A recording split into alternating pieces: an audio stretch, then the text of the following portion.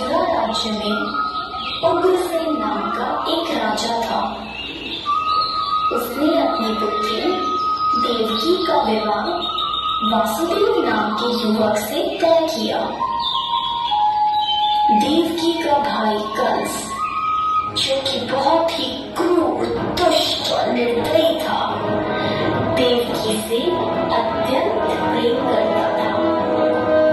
इसलिए विवाह संपन्न होने के बाद कंस स्वयं उसको छोड़ने ससुराल गया। जब वह रथ में जा रहे थे, तब बीच रास्ते में उनको आकाशवाणी सुनाई दी।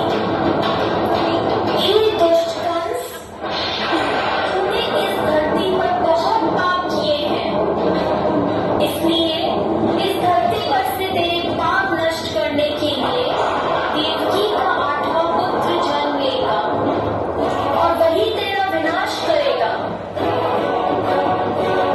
यह सुनकर कंस अत्यधिक भयभीत और क्रोधित हो गया। वह बीच रास्ते में से ही रथ को वापस मथुरा ले गया और देवकी और वासुदेव जी को बंदी गृह में डालकर बंदी बना दिया। समय बीतता गया। कुछ समय बाद देवकी की पहली संतान हुई। जैसे ही कंस को इसकी सूचना मिली, कंस ने देवकी की संतान को मार दिया।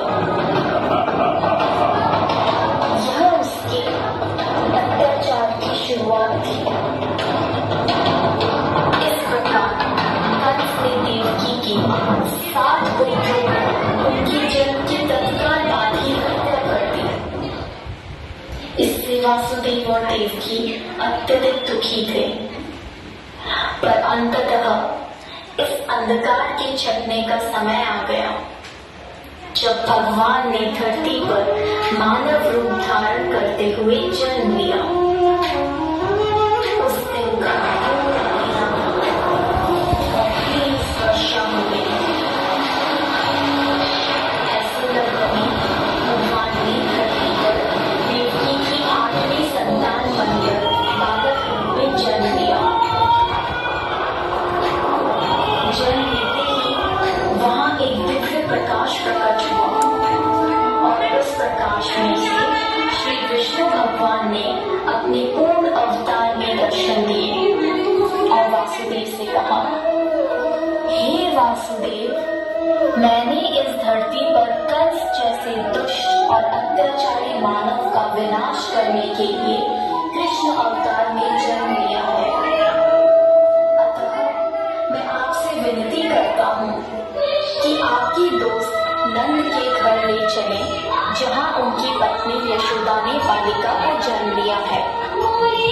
उस बालिका को यहाँ ले आकर मुझे यशोदा के बगल में सुला दें। ऐसा बोलकर भगवान अंतर्ध्यान हो गए। भगवान ने एक शिशु का रूप धारण किया और एक चमत्कार हुआ। वासुदेव और देवकी पीढ़ी मुक्त हो गए। कारागार के द्वार अपने आप खुल गए।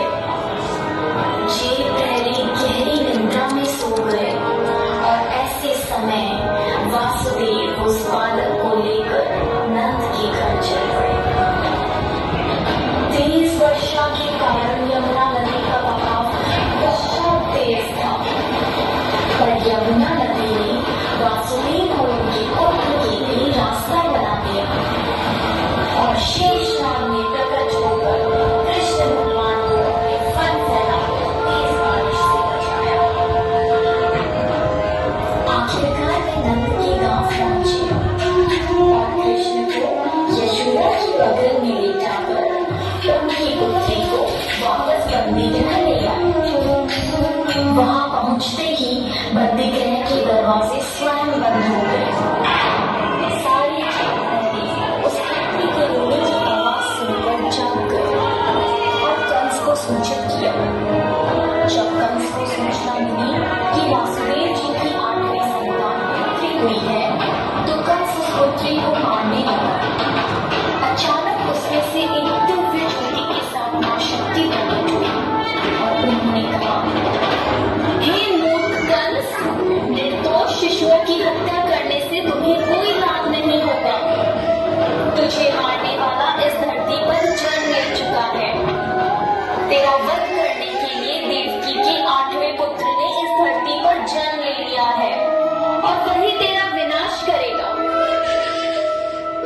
कहकर वह दिव्य शक्ति लुप्त हो गई। जब कृष्ण भगवान बड़े हुए तब उन्होंने कंस का वध किया और इस प्रकार कृष्ण भगवान ने धरती पर अत्याचार व बुराई का किया। कृष्ण पक्ष की अष्टमी को जन्माष्टमी के रूप में श्री कृष्ण का जन्म दिवस मनाते हैं। जय श्री कृष्ण।